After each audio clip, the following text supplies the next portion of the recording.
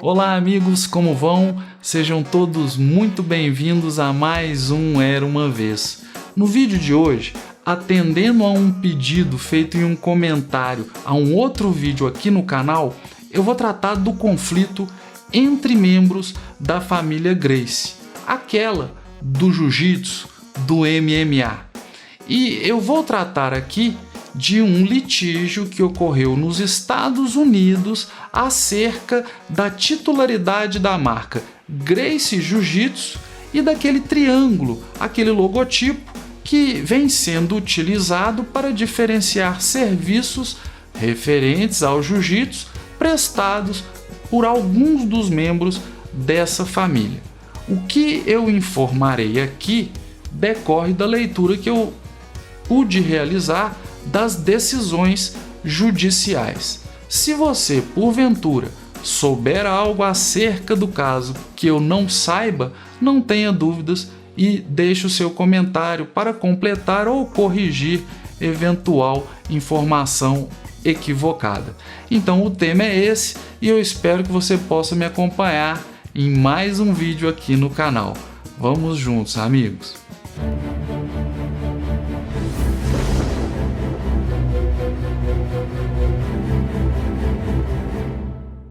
Amigos, qualquer esforço que eu possa fazer num pequeno vídeo para contar a história da família Gracie será insuficiente. Eu imagino que você já tenha ouvido falar que se trata de uma das famílias mais tradicionais em artes marciais do mundo moderno. E para vocês terem uma ideia, judô é um dos esportes mais conhecidos e praticados do mundo. Jigoro Kano é tido como o criador, o fundador do judô, o que ele teria feito no século XIX.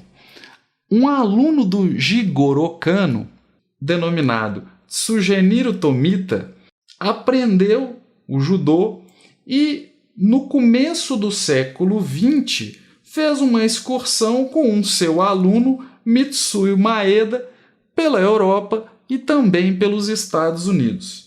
Maeda, também conhecido como Conde Koma, veio para o Brasil e aqui ensinou Carlos Gracie, que foi o primeiro da família a ter o contato com o jiu-jitsu.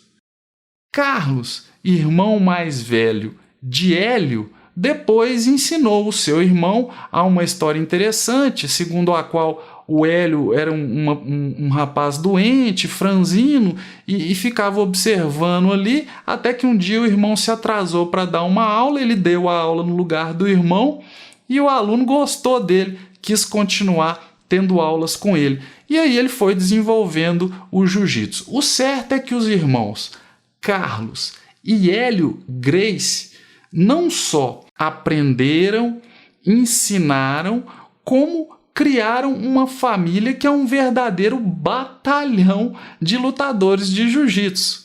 Houve uma época em que os filhos de ambos viviam em uma casa bastante grande e que passavam o dia ali treinando jiu-jitsu. O Hélio era conhecido nacionalmente pelas lutas que vencia, pelos desafios que enfrentava, de modo que a família sempre assim, né, desde o começo do século passado, tem construído a sua tradição no campo das artes marciais. E hoje há lutadores da família famosos por todos os lados. Mas nos Estados Unidos, que é onde a coisa acontece, primeiro teria ido um filho de Carlos, o Carley, e posteriormente teria ido um filho do Hélio, que é o Rorion.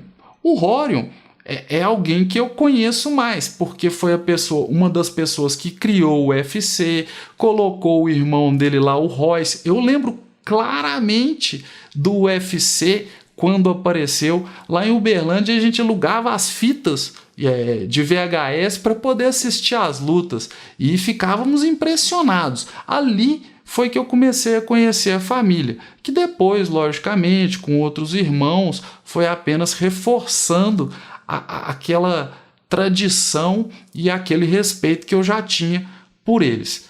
Pois bem, esse irmão Horion parece que tomou algumas providências mercadológicas, empresariais, no sentido de proteger o nome da família e registrou a marca Gracie Jiu-Jitsu e também registrou um desenho de um triângulo que ficou sendo reconhecido como a marca dos Gracie.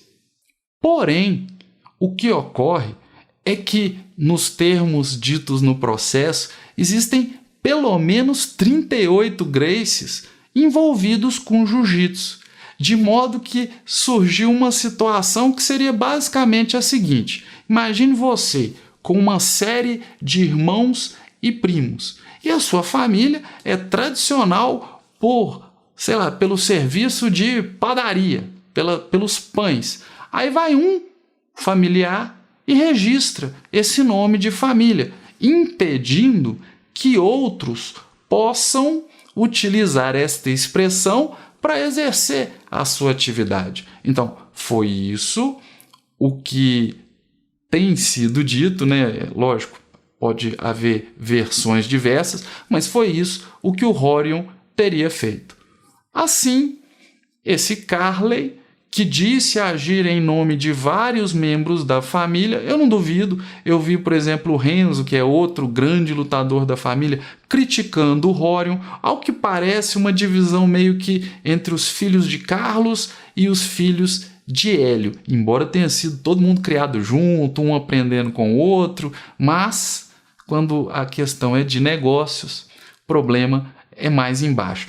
Então, o Carley propôs uma ação contra o Horion para que pudessem os Gracie nos Estados Unidos valerem-se da expressão Gracie para prestarem os seus serviços de aula, de seminário, etc.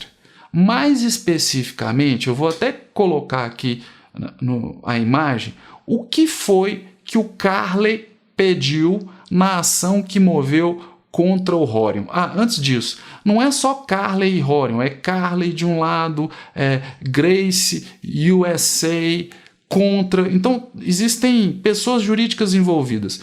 Mas eu não vou entrar muito nesse detalhe, eu vou mencionar Carley e Horion para facilitar o entendimento.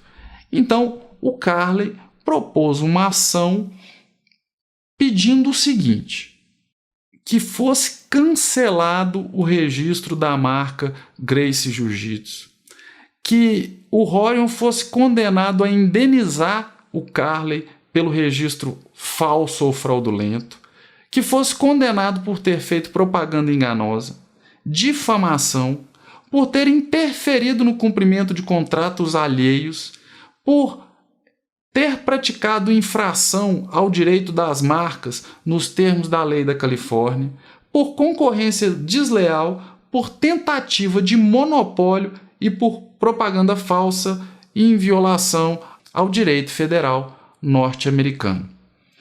Acerca desses pedidos, o tribunal entendeu que poderiam ser julgados sem que tivessem que ser submetidos a júri, de modo que o Carley já começou numa posição de fragilidade.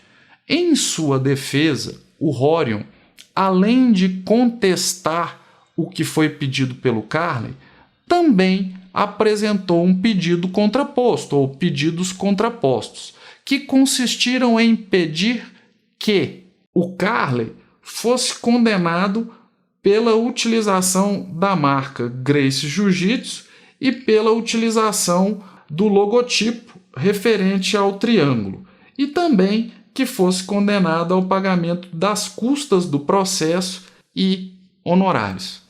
Estas matérias foram submetidas a um júri, e o júri entendeu que a marca Gracie Jiu-Jitsu seria inválida. Por quê? Por ser genérica. O que significa ser uma marca genérica? que no Brasil também não deve ser registrada, é proibida. Marca genérica é aquela que não tem distintividade, que menciona uma expressão comum naquela atividade, mas de modo talvez até a descrevê-la. Por exemplo, Gracie pode ser distintivo em relação a um outro jiu-jitsu, mas não distingue do jiu-jitsu de um outro Gracie. É como se eu usasse a expressão pão para vender produtos de padaria. Outras pessoas também precisam utilizar a expressão pão. Então, o que acontece é que, em relação aos membros da família, a expressão Gracie foi considerada genérica. Mas o que exatamente foi decidido em primeira instância? Que o registro da marca Gracie Jiu-Jitsu seria inválido, que o registro do triângulo enquanto marca seria válido. E aí eu quero destacar um aspecto. Por que o triângulo é válido e o Gracie Jiu-Jitsu não? Porque outros Gracie podem usar outros símbolos para distinguir a sua atividade. Então, o triângulo tem distintividade. Já a expressão Gracie não distingue em relação a outros Gracie. Continuando, decidiu-se que o Carley havia desrespeitado a marca figurativa do triângulo e então julgou-se que ele havia tido um lucro no valor de $108 mil com essa infração da marca e também que por ter desrespeitado a marca intencionalmente deveria indenizar em R$620 mil o Rorion pelos gastos que ele teve com o processo. Em face disso, quando eu procurava informações, eu vi gente dizendo, o Carley ganhou. Vi outros dizendo, o Rorion ganhou. Não, vejam, o Carley conseguiu que a marca Gracie Jiu-Jitsu fosse tida por inválida. Mas, em primeira instância, não se mandou cancelar a inscrição. Por quê? Porque, vejam, parece uma sutileza, mas para pessoas que não são da família, a marca tem distintividade. Então a discussão subiu, foi por tribunal, foi se não me engano, para o 9º circuito, e lá manteve-se a decisão, ou as decisões foram mantidas as havidas anteriormente, apenas determinou-se que o valor de 620 mil ao qual Carley havia sido condenado era um valor cujo cálculo não teria sido feito do modo correto e que deveria ser refeito. Eu não sei exatamente qual foi o valor final, vou ficar devendo isso para vocês. Mas quem ganhou então esse negócio? Bem, o Carley ganhou no sentido de que o Rorion não tem exclusividade sobre a expressão Gracie Jiu-Jitsu. Mas é aquilo que a gente chamaria de vitória de pirro, ou aquela vitória em que o sujeito tem tanto prejuízo que há uma dúvida se a vitória valeu mesmo a pena. Há quem diga ter havido essa frase por parte do pirro: mais uma vitória como essa e nós estaremos perdidos. E efetivamente o Carley foi condenado a indenizar pelo uso do triângulo no valor de $108 mil. E, além disso, a condenação que num primeiro momento foi de $620 mil e depois deve ter sido diminuída até certo ponto. Então vejam, isso é ganhar? Eu não sei. Mas para fechar, como que a situação ficou? A marca Gracie Jiu-Jitsu, por ser genérica, deveria ser tida por inválida e posteriormente cancelada. Eles ainda utilizam a marca na atividade, então talvez tenha havido algum acordo, afinal, entre os membros da família.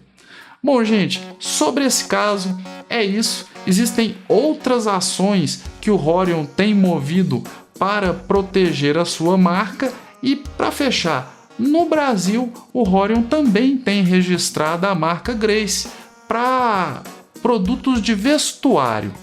E ao contrário daquele triângulo, é uma marca que o INPI, para quem tiver interesse, tem lá a informação, você vai lá e encontra, é um outro G assim, vamos dizer, estilizado.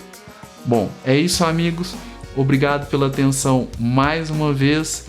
Quem puder contribuir com mais informações nos comentários, eu fico muito agradecido. E qualquer dúvida, discordância também, na primeira oportunidade eu respondo. É isso, pessoal. Muito obrigado e até a próxima.